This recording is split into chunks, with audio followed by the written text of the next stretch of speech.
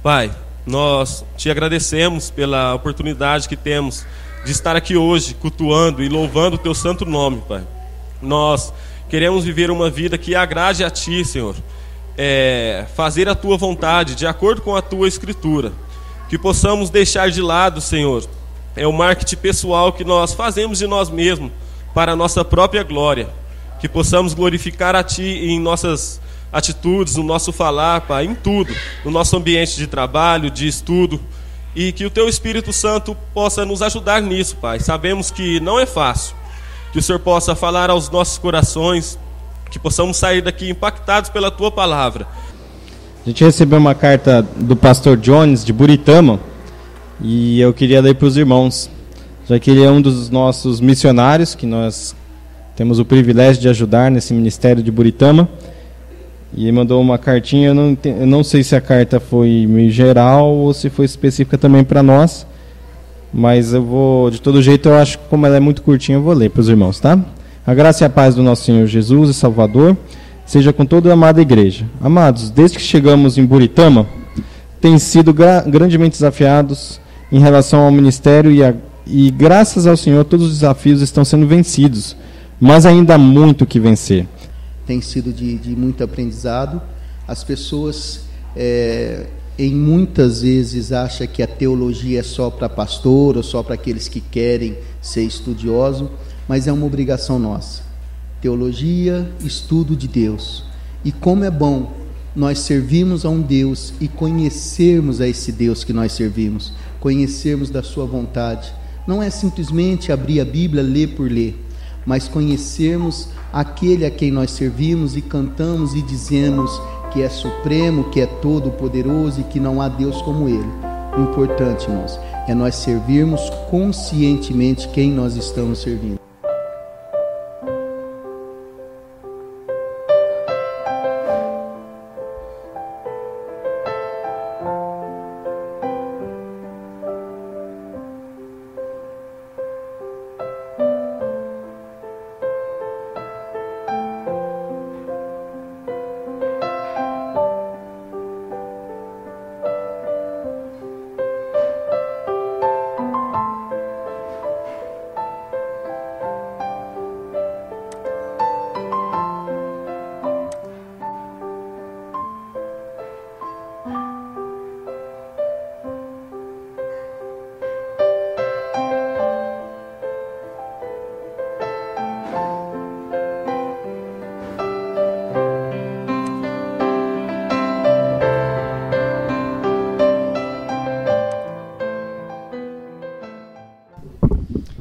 É bom demais ser criança. Eu tenho lembrança desde os 4 anos de idade, e eu perguntava para minha mãe, quando aconteceu isso? Quantos anos eu tinha? Ela, nossa, você tinha 4 anos.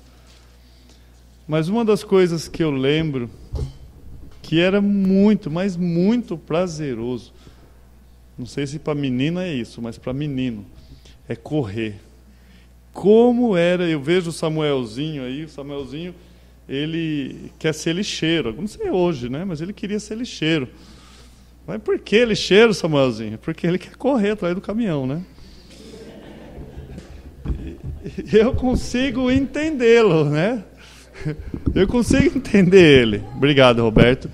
Porque, amados, eu voava, parecia que você voava, e tinha uma tampa de bueiro na calçada, e eu vinha correndo, eu com os pezinhos assim, dava aquele espaço no alto e caía em cima, fazia aquele barulhão, tum, e pulava. Às vezes eu sonho com isso, é muito bom. E eu acho que é por isso que eu gosto tanto de criança, né? Porque como eu trabalho desde os 7 anos de idade. Então brincar era algo assim, para mim era luxo. Então era muito bom. E eu louvo a Deus por isso, né? Não sou menos nem mais, mas eu posso, com essas lembranças, compreender o nível de cada idade, né? Deus nos proporciona esses tempos, e às vezes a gente olha para as crianças e quer que elas se comportem como adultos. Não, elas estão em formação. E normalmente os filhos refletem os pais, ou o que eles ensinam, ou o que eles negligenciam. Mas, normalmente, quando reclamamos dos filhos, somos nós mesmos, né? Então, assim, um alerta. Lá no fundo, às vezes a gente escuta um zum, zum, zum lá. Eu desafio aos amados, se eu escutar, seja de crianças e não de adultos. As crianças a gente não controla muitas vezes, mas adultos sim. Para que haja uma reverência, né, na palavra de Deus, no momento que nós estamos aqui, separe para o final do culto ou antes do culto, aquele tempo de comunhão. Outra coisa, comentava com a minha esposa, voltando de Olímpia, numa das classes lá, eu vi a professora, ela estava falando para as crianças, olha, atenção, né? E falando com a minha esposa, olha, as crianças, nós devemos ensinar elas a ouvir no tom da nossa voz, porque nós queremos competir, ou elas querem competir com a nossa voz. Você fala mais alto, elas vão falar mais alto. E a professora, gente, né, muitas vezes quer falar mais alto. Mas muitas vezes também os adultos fazem isso. Quando nós temos o prelúdio, está aqui, baixar o celular, ter um tempo para você estar se preparando para o culto. É uma vez por semana. O correto seria várias vezes por semana, mas às vezes nós estamos aqui uma vez. Então, e aí acontece igual o que acontece com a professora. Alguns acham que é para concorrer com o prelúdio, né? O prelúdio canta, fala um pouco mais alto. E eu espero que não chegue um tempo que vão falar assim, ô prelúdio, baixa aí que está atrapalhando a minha conversa, algo nesse sentido. Então, entenda-me como um desafio. O pastor está puxando a orelha da igreja? Estou puxando a orelha da igreja, sim. Nós precisamos aprender a ter reverência. Nós precisamos aprender a separar esse tempo, dedicar ao nosso Deus. As crianças, nós entendemos. É gostoso ouvir ali a Valentina, né? E às vezes a Jo consegue, às vezes não consegue, lá no fundo está chegando mais. As crianças nós entendemos, mas os adultos, fica um pouco mais difícil compreender, a não ser que seja extrema emergência. Então, aos poucos, nós vamos aprendendo. E desde já eu peço para você abrir a sua Bíblia lá em Marcos, capítulo 1.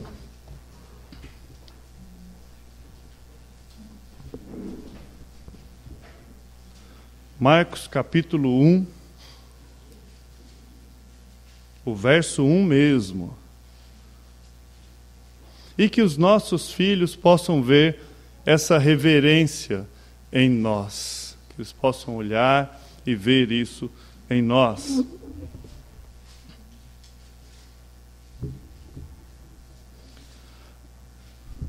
Nós estaremos lendo do verso 1 ao 11. Marcos, capítulo 1, do 1 ao 11. Todos acharam? E depois nós estaremos orando. Evangelho de Marcos, capítulo 1, do 1 ao 11. Princípio do Evangelho de Jesus Cristo, Filho de Deus. Conforme está escrito na profecia de Isaías: Eis aí envio diante da tua face o meu mensageiro, o qual preparará o teu caminho. Voz do que clama no deserto: preparai o caminho do Senhor, endireitai as suas veredas. Apareceu João Batista no deserto, pregando o batismo de arrependimento para a remissão dos pecados. Saíam a ter com ele toda a província da Judéia e todos os habitantes de Jerusalém, e confessando os seus pecados eram batizados por ele no Rio Jordão. As vestes de João eram feitas de pelos de camelo. Ele trazia um cinto de couro e se alimentava de gafanhotos e mel silvestre. E pregava dizendo: Após mim vem aquele que é mais poderoso do que eu, do qual não sou digno de, curvando-me, desatar-lhe as correias das sandálias. Eu vos tenho batizado com água. Ele, porém, vos batizará com o Espírito Santo. Naqueles dias veio Jesus de Nazaré, da Galileia, e por João foi batizado no Rio Jordão. Logo ao sair da água, viu os céus rasgarem-se, e o Espírito descendo como pomba sobre ele. Então foi ouvida uma voz dos céus: Tu és o meu Filho amado, em Ti me comprazo. Vamos orar? Pai, obrigado por aquilo que nós já fizemos hoje. Nós louvamos a Ti. Ó Pai, nós dizemos que Tu sonda-nos e nos conhece, e ninguém nos conhece melhor do que a Ti. Ó Pai, como podemos, nós como pecadores, adorar um Deus santo? Somos indignos disso. Mas nós entramos sempre na Sua presença através do único que é digno. Ó Pai, é por causa que o Senhor nos fez alvo mais que a neve, nós louvamos essa noite. Ó Pai, seja bendito o sangue do Cordeiro, porque através desse sangue é que nós podemos entrar na Sua presença, adorar a Ti. Ó Pai, obrigado. Obrigado porque não somos merecedores, é por graça. Nos ajude essa noite na compreensão da Sua palavra. Obrigado, Senhor, por aquilo que o Senhor já fez por nós. Te agradecemos em nome de Seu Filho Jesus. Amém e amém. Vamos falar um pouquinho essa noite sobre João o Batista. João, muitas vezes você lê João Batista, mas Batista não é o sobrenome de João. Batista é a função de João. E então você pode chamá-lo de João o Batista. Mas quando chamar de João Batista, você lembrar que Batista, hoje, embora se tem alguns que usam isso como sobrenome, mas não é a função dele, ele batizava. Como alguns podem se chamar César, e César não era usado como nome, sim como um título, mas hoje nós usamos como nome. João o Batista. As vestes de João eram vestes de camelo. Ele trazia um cinto de couro, você leu no verso 6, e se alimentava de gafanhotos silvestres. Eu vi certa vez um pregador, ele amenizou. Ele falou que naquela região havia uma planta que parecia um gafanhoto e dava-se o nome, aquela planta, a um gafanhoto. Ou o nome dela de gafanhoto. Eu não creio assim, e eu penso que a maioria não crê assim. Era gafanhoto mesmo.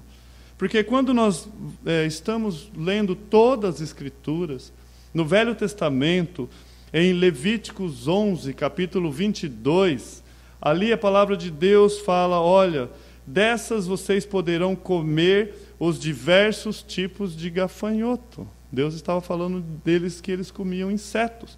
E alguns tipos de insetos não deveriam comer, mas o gafanhoto estava liberado.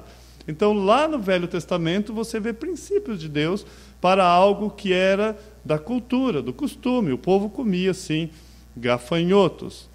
Agora, algo que talvez te ajude, se você quiser minimizar, é que existem espécies de gafanhoto. Então, talvez não seja o gafanhoto que você está... Se você acha que isso faz diferença, para mim não faz, né? Mas era gafanhoto mesmo. E esse era o estilo de vida, ele estava lá. Qual era a ótica do mundo? Como que o mundo enxergava esse cidadão lá no deserto, afastado, com roupas que eram feitas de pele de camelo, enquanto lá na sociedade, na elite, você talvez estivesse hoje usando camisa polo, ou talvez o seu terno, as mulheres as suas roupas, os homens a sua pompa. Lá no deserto tinha alguém que matou um camelo, pegou o couro, fez uma roupa, se cobriu lá, um cinto, e estava lá, mel silvestre e gafanhoto.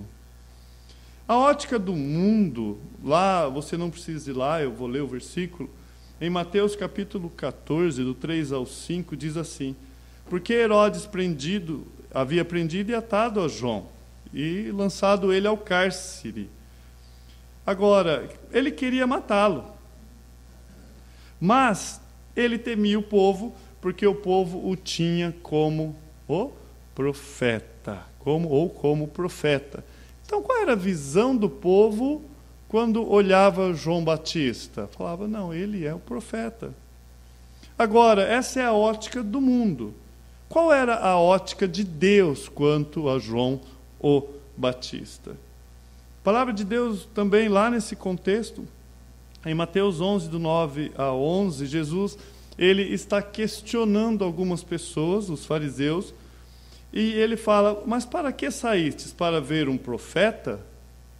Estava falando de João Batista. Por que vocês saíram? Para ver um profeta?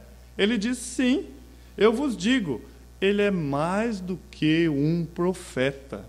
Este é de quem está escrito, eis aí envio diante da tua face meu mensageiro, a qual preparará o teu caminho diante de ti. Aí ele fala, em verdade vos digo, que de todos nascidos de mulher, Jesus está falando dali para trás, de todos, até hoje, aqueles que foram nascidos de mulher, ninguém apareceu maior do que João Batista. E aí ele poderia parar aqui e todo mundo fica, ó, salve João Batista, né? Está lá em Mateus 11, do 9 ao 11, quem quiser anotar. Mas ele fala, mas o menor no reino dos céus é maior do que ele. Jesus estava dizendo que ao chegar o reino de Deus, que agora aqueles que viram o Cristo e aqueles que vieram a participar desse reino, através do poder do Espírito Santo, era considerado maior do que João Batista. Estava falando de nós ali. Então havia a ótica do mundo, havia a ótica de Deus, mas havia também a ótica dos religiosos da época, que hoje também não é diferente.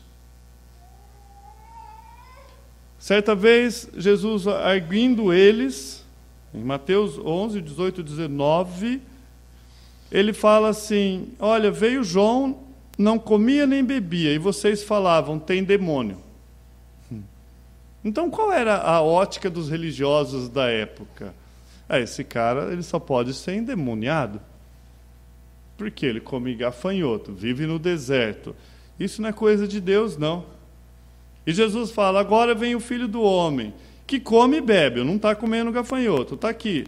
Vocês chamam ele de glutão e bebedor de vinho, amigo de publicanos e pecadores? E é nesse contexto que Jesus fala, olha, mas a sabedoria é justificada por suas obras, ou em algumas versões, pelos seus filhos. Jesus fala, você quer saber onde está a sabedoria? Olha o resultado do comportamento dessas pessoas. Agora, João também teve suas dúvidas. João teve as suas lutas. Ele foi alguém que foi consagrado, alguém que dedicou a vida inteira ao ministério a qual ele foi chamado, mas quando ele foi encarcerado, ele manda os discípulos dele perguntar a Jesus, és tu aquele que estava por vir, ou devemos esperar a outro? Então, quando João estava preso, ele teve as suas dúvidas, ele estava ante a morte. E ele estava parado, ele estava no cárcere. E Jesus, quando os discípulos de João chegam com essa pergunta, Jesus fala, olha, volta lá para João e fala para ele, diga para ele, os cegos vêm, anuncia isso, os coxos andam, os leprosos são purificados. Lembra que nós aprendemos sobre os leprosos? Você não encontra a palavra, os leprosos são curados. Você sempre vai encontrar a palavrinha, purificados. Os leprosos são purificados, os surdos ouvem, os mortos são ressuscitados. Aos pobres está sendo pregado o evangelho. E olha, bem-aventurado aquele que não achar em mim motivo de tropeço.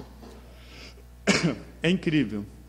Começamos a estudar a vida de João o Batista, mas por um determinado momento ele não conseguia entender.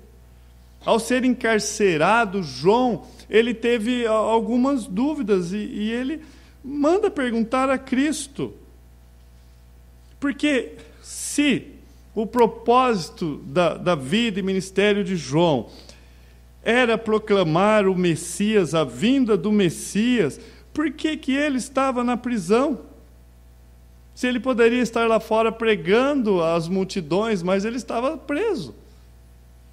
Então não parecia muito lógico o ministério dele. E às vezes nós não compreendemos a forma de Deus trabalhar. Hoje pela manhã, na história da igreja, o Ramon passou um vídeo forte, e quando os cristãos eram lançados aos leões, e havia uma mulher com uma criança, estava no colo de um homem, e passa para a mulher, não lembro, ou vice-versa, e eu sei que o leão vem e mostra pegando a criança e puxando, né? Eu achei interessante como a minha mente ali já mudou, como eles conseguiram fazer a cena. Eu perdi um pouco da essência em pensar nisso. Mas depois eu fiquei pensando, terminou o culto ali, e eu pensando sobre isso, e a cena ali em si, com certeza, ali não retrata com fidelidade o que aconteceu naquele dia, porque a deficiência, talvez, das pessoas que fizeram, mas retrata mais ou menos o que aconteceu naquela época. De qualquer jeito, nós sabemos que eles foram lançados aos leões. E nesse vídeo eles estão cantando, e eles param, e nós temos relatos de crentes que nos últimos momentos eles conseguem louvar ou deixam as últimas palavras e aquilo glorifica a Deus.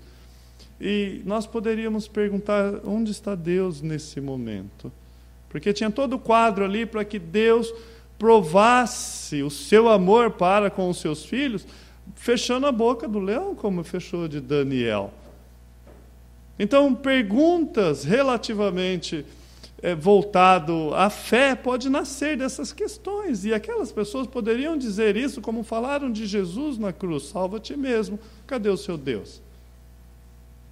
E nós poderíamos perguntar: cadê o Deus? Por que permitiu? Essa pergunta, ela é tão natural como a velha natureza, e o homem pode perguntar. Tem a narrativa do Holocausto.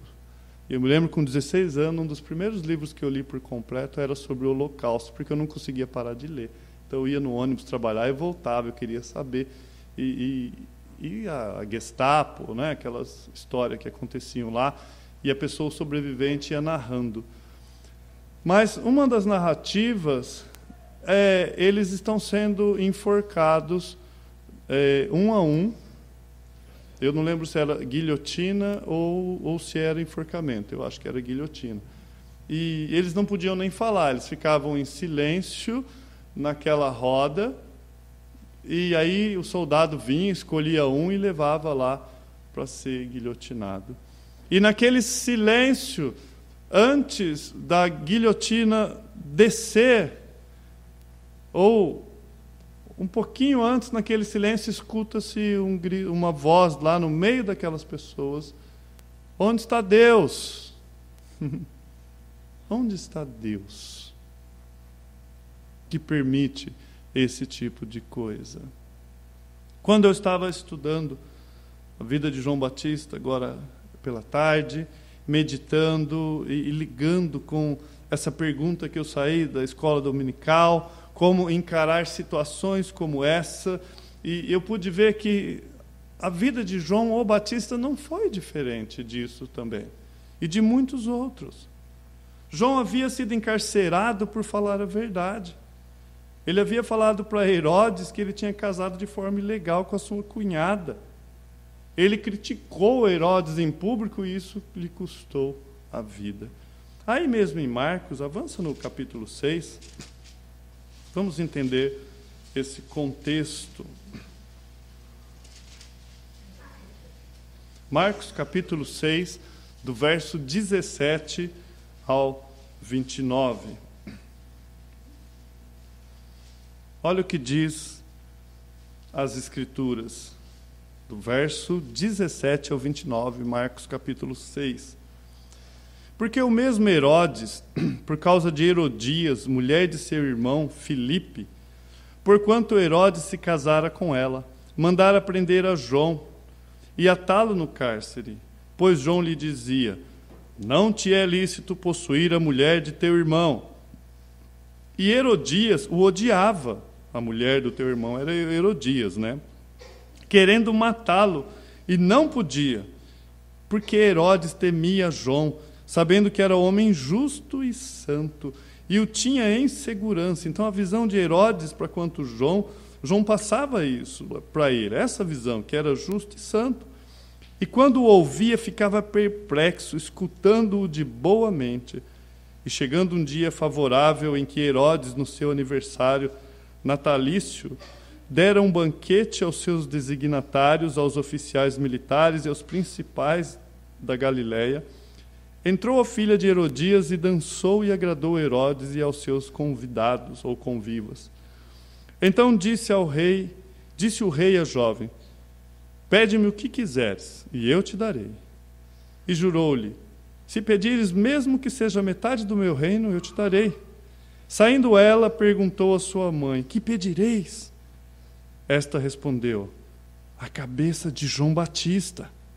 No mesmo instante, voltando apressadamente para junto do rei, disse: quero que sem demora me des num prato a cabeça de João Batista. Entristeceu-se profundamente o rei, mas por causa do juramento e dos que estavam com ele à mesa, não lhe a quis negar.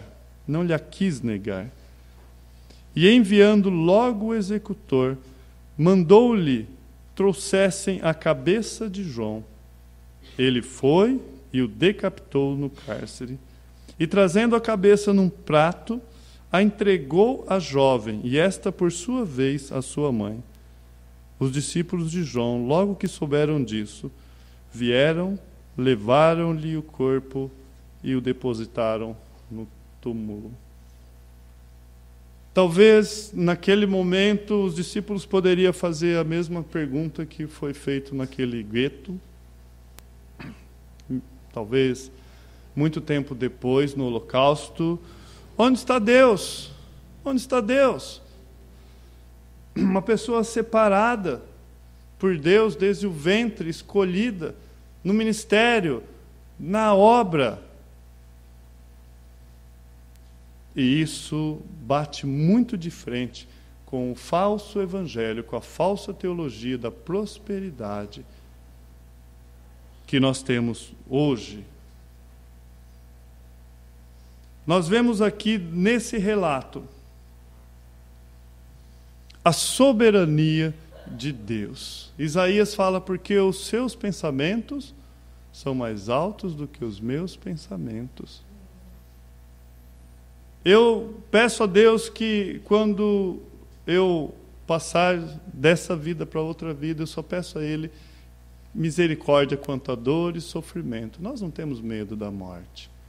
Mas uma coisa é certa: independente do sofrimento de 10, 20, 30 anos, por mais difícil que isso soe na nossa mente, e evangelizando uma pessoa essa semana, eu falava exatamente isso: vai passar, é daqui a pouco. E o corpo glorificado e a mente renovada que nós receberemos,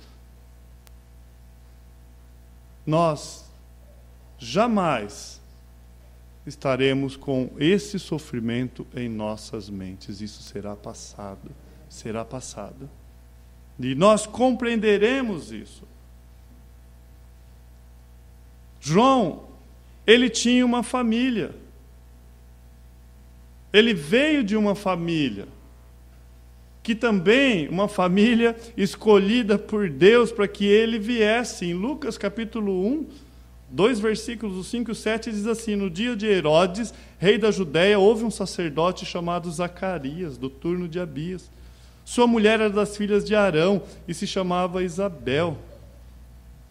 João era levita, da linha sacerdotal, e se torna profeta. Deus o faz assim. Mas a Bíblia diz dos seus pais o seguinte: ambos eram justos diante de Deus, viviam irrepreensivelmente em todos os preceitos e mandamentos do Senhor, e não tinham filhos, porque Isabel era estéril, sendo avançado de dias. E Deus vem, intervém, e ela, que era estéril, recebe João o Batista. Então nós temos uma família, temos um casal que a Bíblia chama de irrepreensíveis, escolhidos por Deus. E é nesse contexto que nasce João o Batista. E ninguém coloca um filho no mundo para ter um final assim. Nenhum de nós, em sã consciência, imaginamos isso. Como pode? Mas, amados, antes de João ser filho de Isabel e Zacarias, ele era filho de Deus e cumpriria o desígnio de Deus. E isso era o mais importante. Isso era o mais importante. Em Lucas, lá no capítulo 1, verso 13, nós lemos assim: disse, porém, o anjo a Zacarias, não tema, porque a sua oração foi ouvida. E Isabel, tua mulher, te dará à luz a um filho, a quem darás o nome de João. Em ti haverás prazer e alegria, e muitos se regozijarão com o seu nascimento, pois ele será grande diante do Senhor. Não beberás vinho e nem bebida, e será cheio do Espírito Santo e do ventre materno, ou desde o ventre materno. E converterá muitos dos filhos de Israel ao Senhor seu Deus, e irá diante do Senhor no espírito e poder de Elias, para converter os corações dos pais aos filhos, os desobedientes à prudência, dos justos a habitar para o Senhor um povo preparado. Agora, vamos parar para pensar nisso. O anjo chega a Zacarias e fala aquilo que o filho dele iria fazer. Ele seria grande diante do Senhor, não beberia vinho, nem bebida forte, seria cheio do Espírito Santo, seria usado por Deus para a conversão de muitos dos filhos de Israel. E a pergunta é: quanto tempo duraria esse ministério? Ou a morte em que ele haveria de passar, ou a forma como ele passaria pela morte? Ou a pergunta é: o que ele faria para que o nome de Deus fosse glorificado? Porque ele foi usado como instrumento de Deus. Foi usado como instrumento de Deus. Então, quando eu olho isso, eu falo: Pai, se for necessário, e se o projeto do Senhor for ali se preparar 30 anos, pregar e morrer decapitado. Amados, como é difícil pensarmos com realidade nisso. Os discípulos, lá no contexto em que Jesus está falando de que morte eles irão morrer, lembra disso? Ele está falando de Pedro, João, e você lê: e eles discutiam com que morte eles iriam glorificar a Deus. Até nisso eles falavam: que use a minha morte. Agora, João, ele tinha uma família, ele tinha, nessa época talvez já poderiam não existir, porque eles tiveram João já velhos, mas a origem dele foi dessa forma. Ele era um homem humilde, embora tenha sido proclamado por Jesus como o maior dos profetas, ele se sente indigno de um papel de escravo, ou de desatar as sandálias. Aquilo era trabalho de um escravo. E ele fala: eu não me sinto digno nem de ser um escravo, eu sou abaixo de um escravo, eu não me sinto. Quando ele olhava para Jesus, um homem que sabe, ou que sabia quem ele é, e quem é Jesus, se colocava no seu lugar. João Batista claramente exaltou Jesus e não a si mesmo. Ele reconheceu a superioridade de Jesus, tanto quanto a si mesmo, quanto a sua missão. Ele não pregava no templo, em praças públicas, ou na cidade santa, lá para a elite judaica. Ele pregava no deserto da Judéia, localizado entre as montanhas e o Mar Morto. Não era um eco lá no deserto, era a voz do próprio Deus. A voz do próprio Deus lá.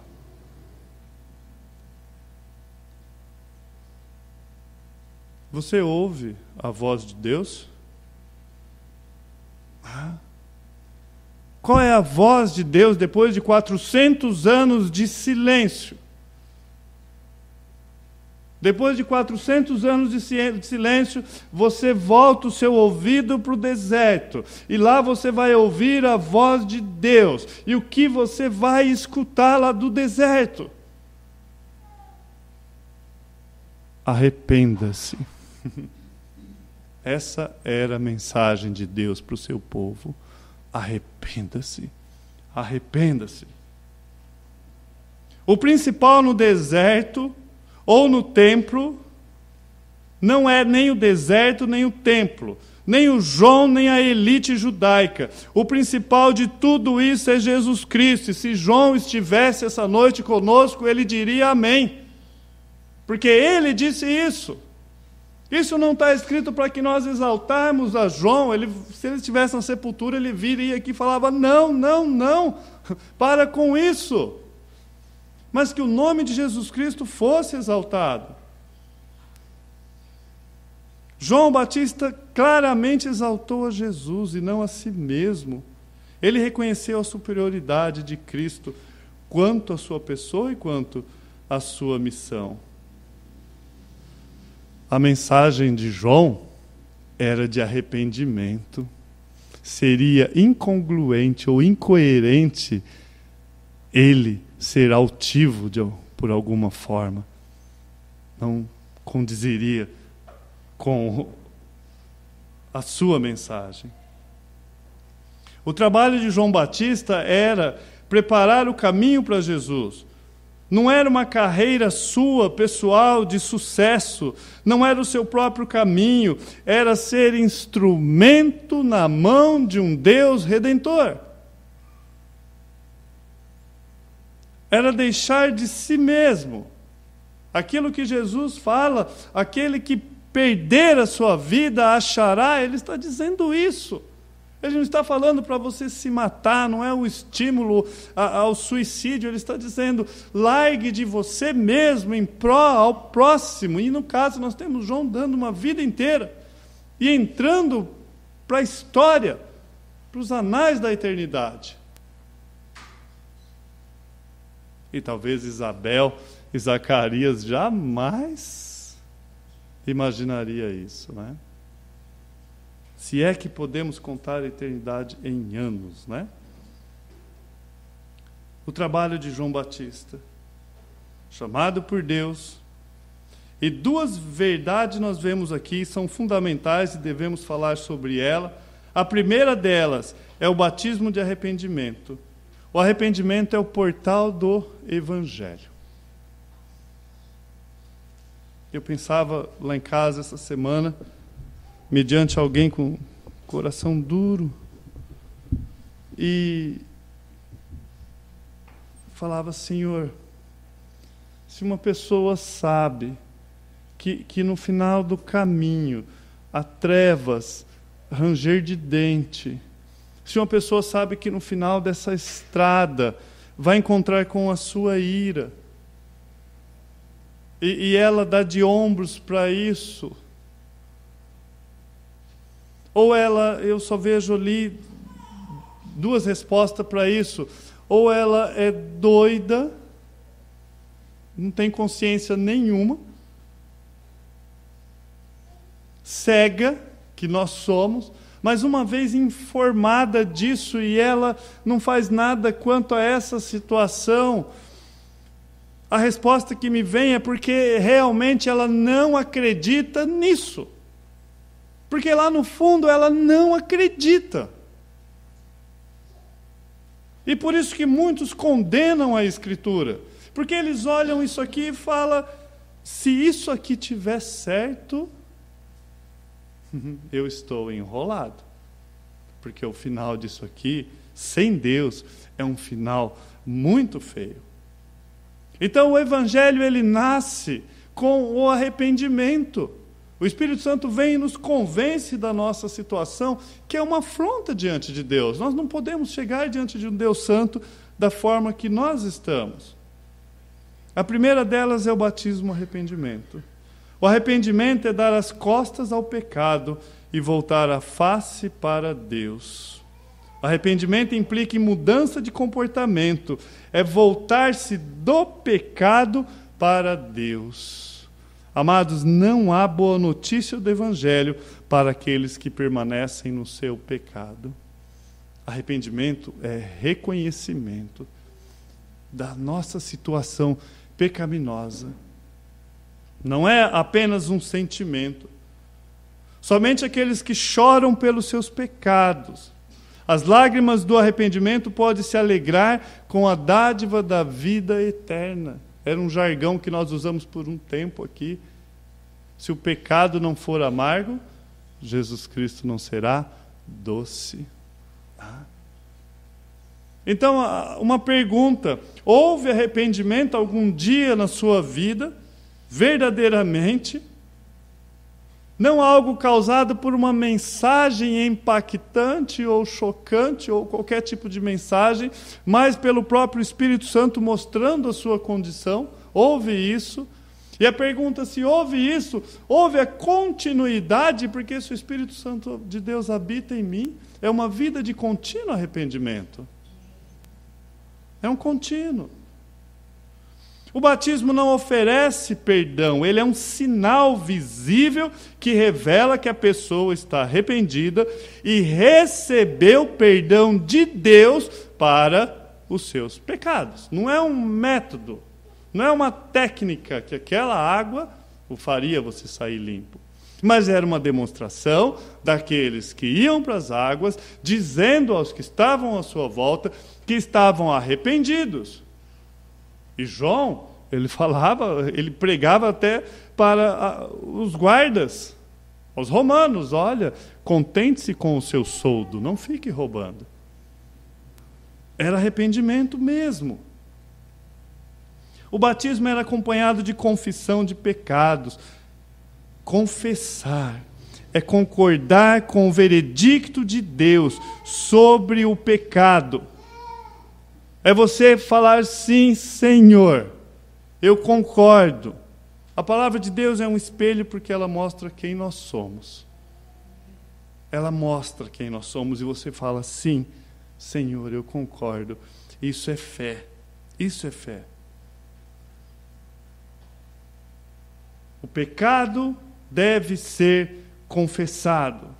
O pecado deve ser confessado.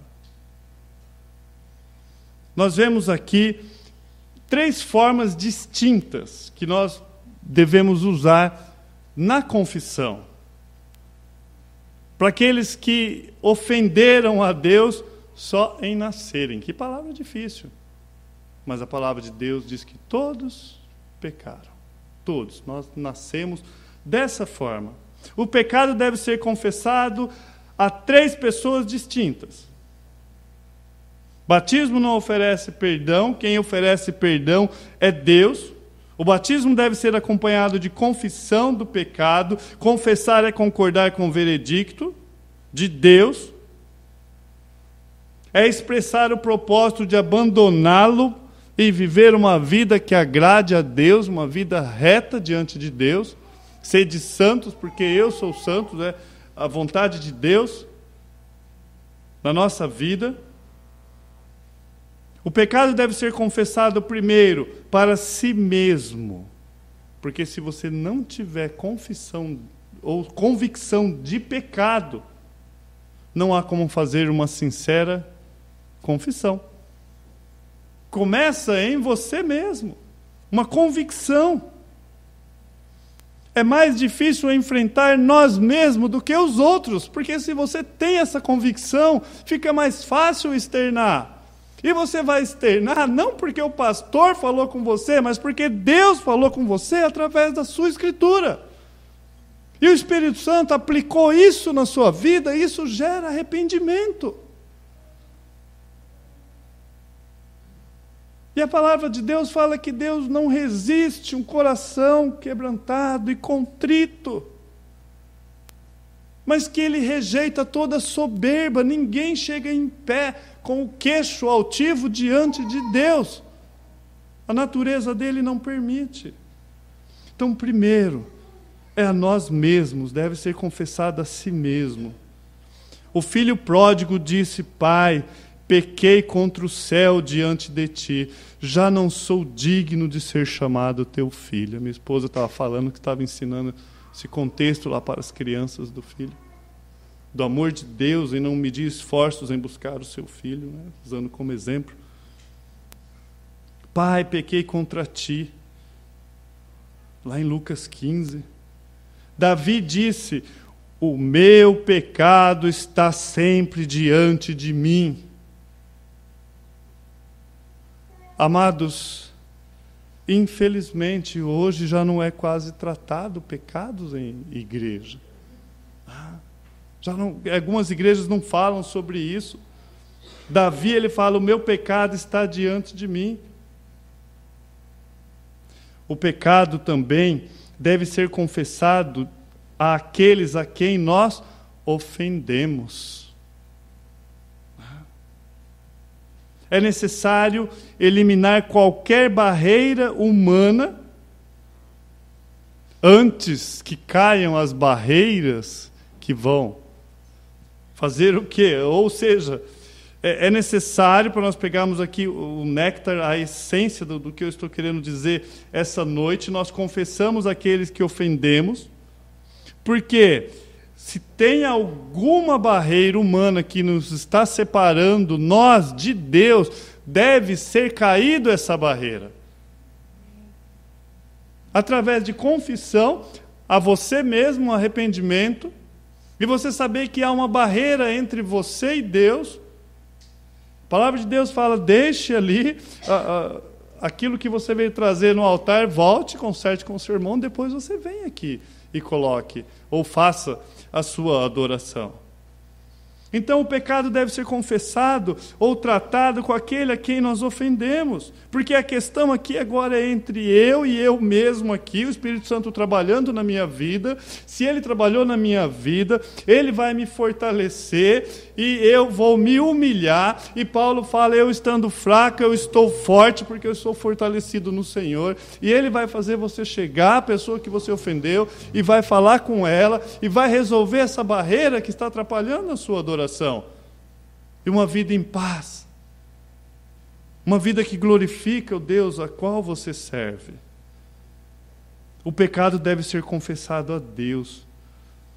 Amados, o fim do orgulho é o começo do perdão. O fim do orgulho é o início do perdão.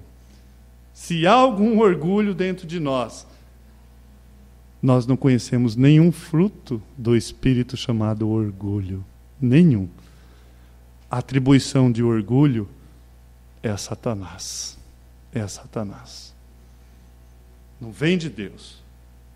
O fim do orgulho é o princípio do perdão.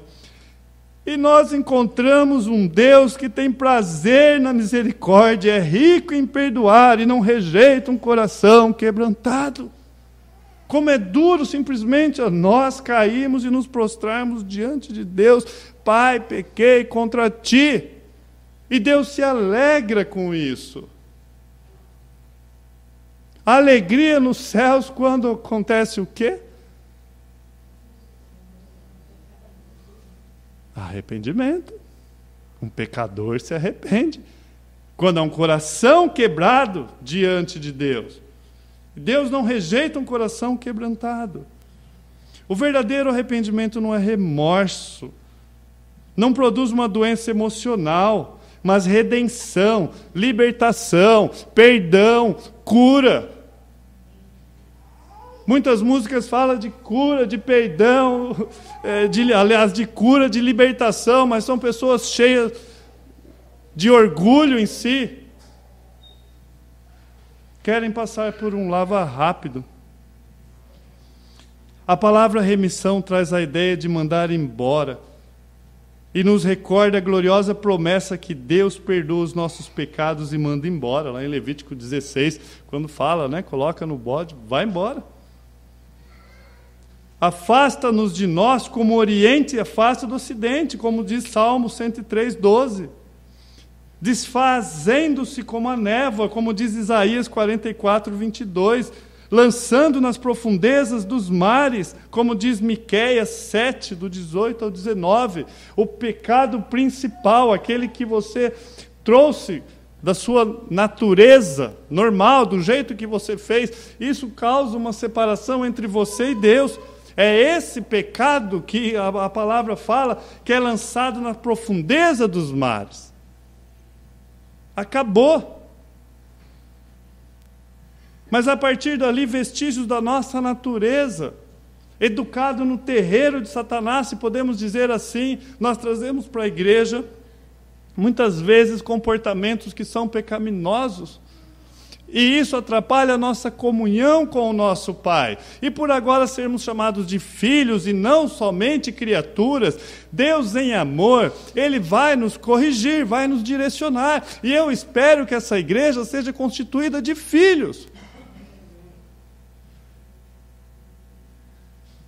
A minha oração é que lá no livro que ninguém foi digno de abrir, somente o Cordeiro, esteja inscrito, não escrito, inscrito, o nome de todos aqui. Esse é meu desejo. É a palavra de Deus, Ele fala, eu lanço fora isso. Eu lanço fora. Eis o Cordeiro de Deus que tira o pecado do mundo, é o que João Batista fala. Maravilhoso é ouvir isso, mas não sem o verdadeiro arrependimento. Jesus fala acerca de João, ele era a lâmpada que ardia e iluminava, e alumiava, e vós quiseste por algum tempo alegrar-se com a sua luz. Amados, para pensar, 400 anos, trevas, nasce uma voz no deserto, e Jesus chama aquilo de luz, uma luz. Olha como que começa o Evangelho, uma luz. E o que é essa luz? Jesus te ama e eu também. Não. É um abrir dos olhos da nossa condição sem Deus. Arrependei-vos, isso é luz. É um chamado, acorda tu que dormes. Acorda. O próprio Jesus disse, ele era a lâmpada que ardia e alumiava. Ele não tinha títulos, diploma, doutorado, qualquer outro atrativo para ser aplaudido para o mundo, mas ele tinha o poder de Deus e a unção do Espírito Santo. É a boca de Deus. Boca de Deus. Apesar da sua popularidade, a Bíblia fala que ele atraiu pessoas de todas as nações que vinham ali, ou de toda a nação, perdão. Mas parece que não poucas ou poucas foram realmente as convertidas, né? Nós podemos incorrer ou cair no perigo de sermos iludidos pela popularidade. Muitas pessoas que estavam ali vendo João, ou o próprio Jesus Cristo, vieram por causa do quê? Da popularidade. Ouvimos falar dele, vamos lá. Podemos ser atraídos ou iludidos. E o perigo de confundirmos multidão congregada na igreja com genuína conversão. Não confunda isso. Não é suficiente ouvir e admirar pregadores populares. Não é prova de conversão. Adorarmos num lugar onde a multidão se congrega também não. Devemos nos certificar que estamos ouvindo a própria voz de Cristo. As minhas ovelhas ouvem a minha voz. Se você chegar lá no céu e se fosse uma fila que tivesse alguém controlando e você tivesse que dar lá o bilhete de entrada e estiver escrito Igreja Batista Ebenezer, você volta. Não é Igreja Batista, Presbiteriana, Assembleia, Metodista ou qualquer igreja ou o nome de igreja que te coloca no céu, é o sangue do Cordeiro. Se nesse convite do próprio Cristo de vinde a mim, que estáis cansados e oprimidos, eu vos aliviarei. Se nesse convite não estiver assinado com o próprio sangue do Cordeiro, você não entra. Não é uma religião que está te chamando. É o próprio Deus. Um chamado a um arrependimento, a mudança genuína. Admirar pregadores não resolve. Congregar no meio da multidão também não. Aliás, Jesus Cristo, ele fala, tome a sua cruz e siga-me. E naquele contexto a Bíblia fala que virando a multidão, ele fala, aquele que não tomar a sua cruz e me seguir, ele está falando, saia da multidão, porque isso é cinza. É muito fácil servir no meio da multidão. Ninguém está vendo, não tem compromisso. Não é isso? Estou lá, levanto a mão, saia. Eu quero tratar com você individualmente. Termino dizendo, assim como fez a João, Deus faz conosco. Devemos nos certificar de que estamos ouvindo a voz de Cristo e seguindo. Assim como Deus fez a João, o separou, chamou, Deus faz conosco, nos separa e nos chama para ser um povo seu. Nos chama a uma caminhada de arrependimento, ou do arrependimento à exaltação. Por isso que lá em Mateus 23:12, Jesus fala, quem a si mesmo se exaltar, será humilhado. Quem a si mesmo se humilhar, será exaltado. Ele não está falando aquele que eu humilhar será exaltado. Ele está falando quem a si mesmo. É um chamado. É um chamado. É Deus falando, olha, quem a si mesmo, você, a si mesmo, se humilhar, esse será exaltado. Que haja arrependimento essa noite. Arrependimento que vem de Deus. Que vem de Deus. Que a voz de João, que começou no deserto e ainda ecoa pelos séculos, a voz que clama no deserto, está dizendo, preparai o caminho do Senhor, endireitai as suas veredas. Arrependei-vos e crede em Cristo Jesus. Essa voz ainda ecoa, e o Evangelho tem que ser pregado sempre, sempre, sempre na expectativa de que o Senhor salve vidas e almas que muitas vezes estão dentro da igreja e caminhando para o inferno. Como aqui em Marcos nós vimos Jesus confrontando o demoniado lá dentro da sinagoga. Estava lá. Que fique o desafio a essa noite, arrependimento verdadeiro. Vamos curvar nossas cabeças, vamos orar essa noite. Pai bendito, obrigado pela sua palavra.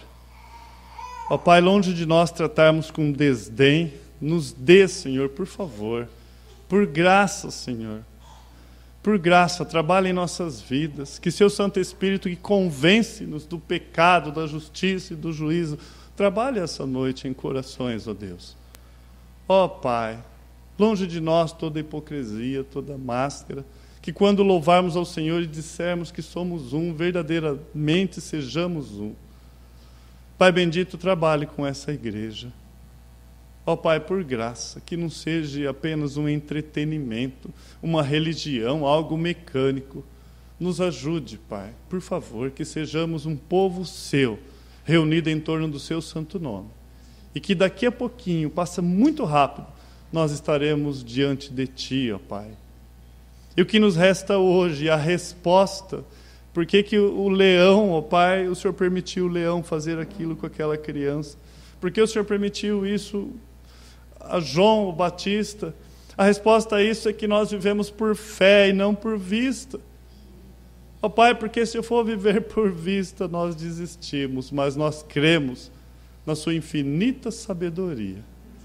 Nós cremos, ó Pai, na sua palavra, que disse que nós governaremos e estaremos contigo eternamente. Obrigado por mais essa porção da sua palavra. Te agradecemos em nome de seu Filho Jesus. Amém e amém. Louvado seja Deus por mais essa porção. Comunhão faz parte do culto.